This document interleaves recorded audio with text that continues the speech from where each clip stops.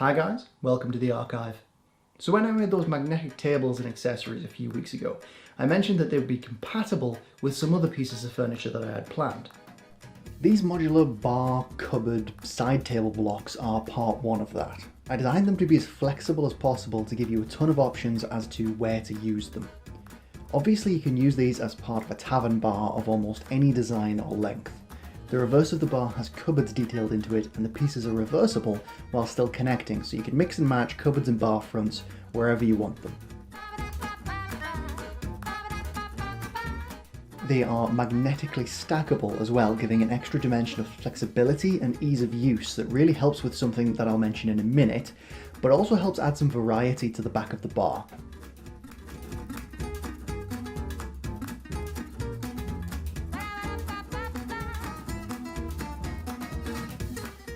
And with them being 1 inch long each, you can build them around other features like doors or other furniture without any problems. Speaking of which, you can have them connect over other furniture too, like this wizard study setup. Adds a ton of flavour.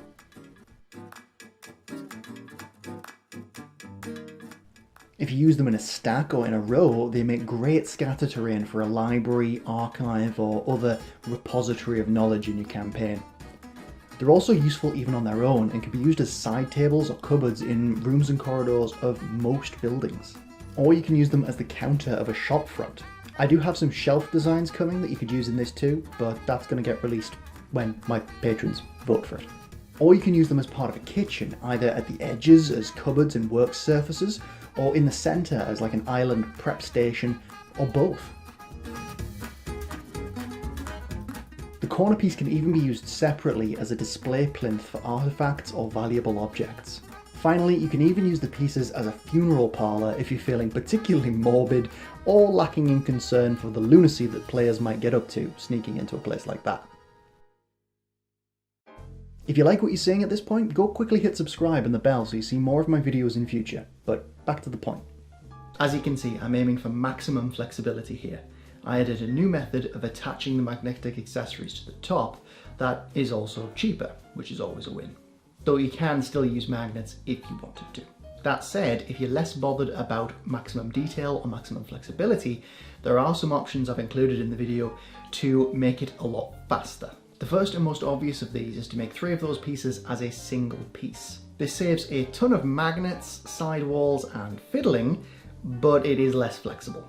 That said, now that I have these smaller pieces to fill in gaps and mould around any awkward bits of terrain that I need to fit them around, like doors for example, the next versions of these that I make, and I am planning on making a few more, will probably be 3-inch wide versions just to make it faster.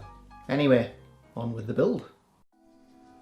When jumping into almost anything involving squares, it's usually a good idea to double check your starting point is a nice perfect right angle. This saves a ton of screaming, crying and bargaining later should that turn out not to be the case. Once I was sure I wasn't going to totally balls this up, I started cutting the pieces I was going to need. There are a few different measurements here, but it's not much more complicated than cut and stick once you get started. For all of this I used 1/16 of an inch thick balsa wood, and in my case I used a 2-inch wide strip that I cut down to whatever length I needed. For all of this I used 1/16 of an inch thick balsa wood, in my case a 2-inch wide strip that I cut down to whatever length I needed. Before I started cutting, I wire brushed the hell out of my balsa wood while it was still intact. It's much easier this way and adds a ton of texture to make dry brushing look a lot better later on.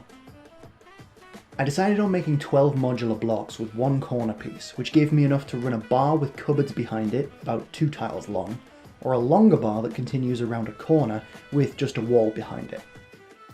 To begin with, I cut my front and back pieces, both of which needed to be 3/4 of an inch high by 1 inch wide, with the wood grain running down the height. I then cut the sides, again with the wood grain running down the height, this time to 3/4 of an inch high and 1/2 an inch wide. Combined with the front and back walls and the overhang of the bar top, this should give us a piece that is 1 inch wide and 3/4 of an inch deep, taller than the tables, but not so tall that a bowl of fruit will block line of sight. It's a fine line. I then cut out a top piece of 1 inch wide by 3/4 of an inch deep, designed to overlap a little bit at the front and back, and a floor piece of 7/8 of an inch wide and 1/2 an inch deep. This floor piece is totally optional if you don't intend to stack these pieces on top of one another. It's basically just there to hold a magnet. Both of these pieces had the wood grain running along their long sides. There are a few more detailed pieces to add, but I decided to cut those as and when I needed them. You can cut them at the start if you want to be more efficient. To get started, I wanted to add some depth to the front of the bar. If you wanted to skip this step, you absolutely can, but I think it adds a lot of detail. I used the free template that you can download from the channel Patreon page linked in the description. Just filter by downloads if you're watching this at some point in the future, and you should be able to find it.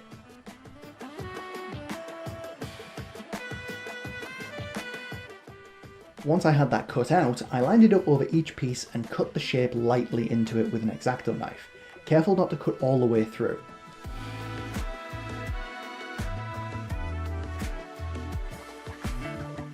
Then I used a sculpting tool on the back of a paintbrush to push the balsa wood in, squashing it down until it was about half the depth of the rest of the piece.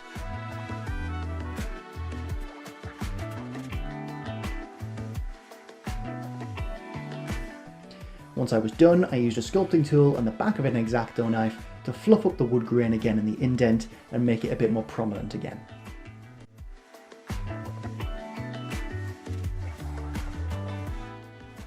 Once I was done with that, I cut out some doors and drawers for the back pieces. I cut the edges of each with a knife a little just to round them off. They're basically both the same size, half an inch high and 3/4 of an inch wide, but with the wood grain running down the piece for the doors and across the piece for the drawers, with a line pushed into the middle with a sculpting tool. Using the doors, or drawers, as a template, I cut more indents into this side, giving just enough space to slot the doors into, giving a nice appearance of the drawers and doors actually being a part of the piece rather than glued on, though I did then glue them on. Once the detail work was done and I began gluing, I grabbed a floor piece to keep everything at a right angle and began tacky gluing front pieces to side pieces, leaving the back pieces detached for now. What I started doing later is using a carpenter's square just to keep this perfectly right angled. It helps in case your floor piece is just that little bit off, and it just gives you a little bit of peace of mind while you're building. At this stage I added the magnets. Totally optional, but it makes throwing them down for a game a ton easier.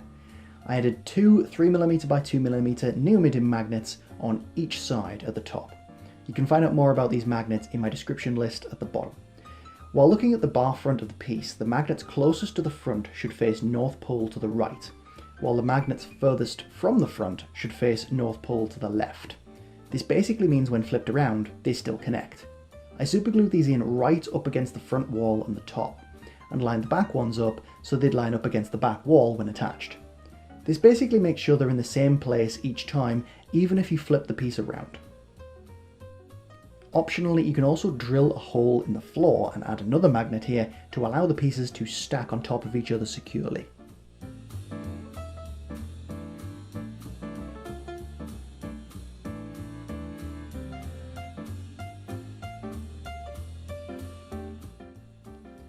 I tacky glued the top piece to the build, lining it up to have equal overlap on each side.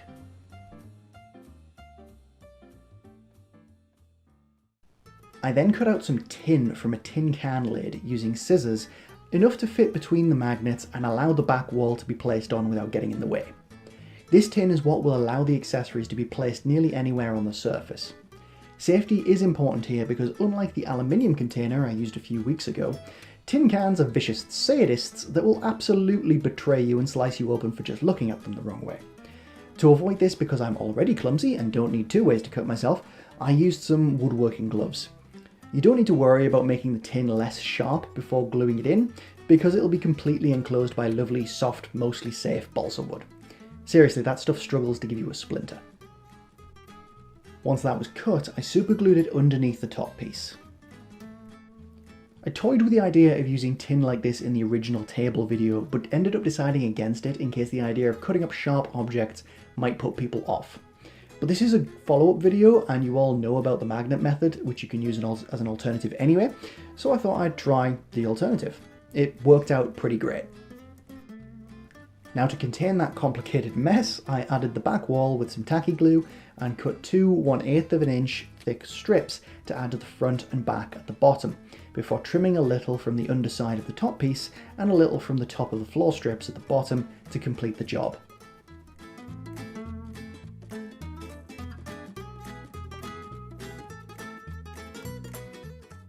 I also added some extra little spots of detail at this stage. I added hinges to the doors by supergluing pieces of wire that I'd straightened and then cut down. I'd highly recommend aluminium wire for stuff like this rather than paperclip wire, though I did use the same thickness. It's a ton easier to cut, and you can use a metal nail file to shave it down to a flat or rounded end much more easily. I also added handles to the doors using dabs of Mod Podge to build up little doorknobs. The smallest crimp covers I could find were still beyond too big for these doors, and every other solution that I've looked at honestly looked a little bit oversized. I'm pretty happy with how these turned out though. Finally, I used some of these itty bitty little beads to add a nice little spot of detail to the bar front by cutting them in half and supergluing them in the centre.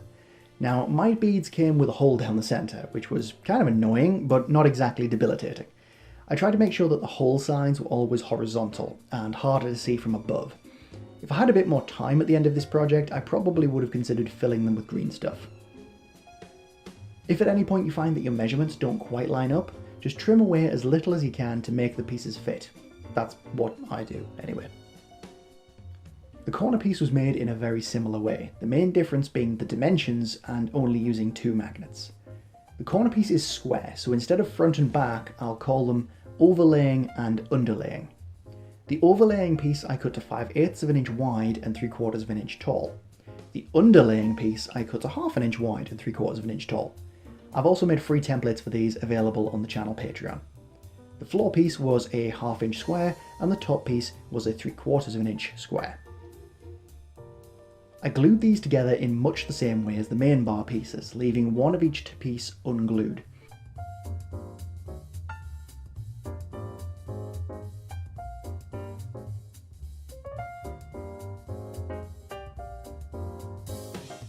It was quite useful here to use a carpenter square like I mentioned to keep everything a smooth 90 degrees. I then glued 2 magnets to the top, lined up with the north facing to the right as you look at the front of the piece, along with more tin at the top.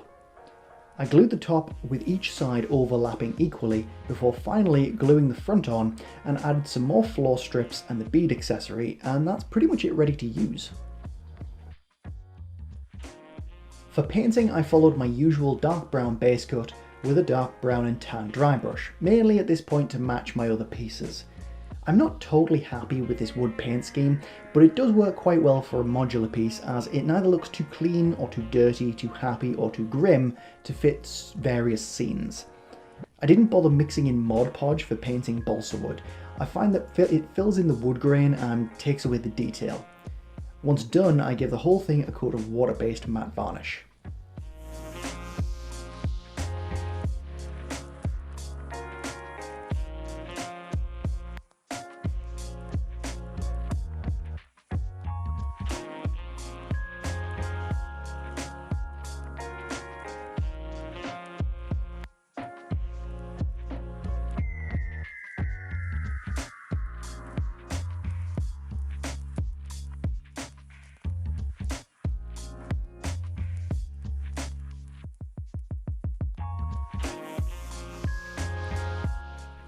After this, so the matte varnish wouldn't completely dull the metal, I painted the hinges in a dark silver and the handles and bar front details in this awesome copper colour that I'm quite fond of.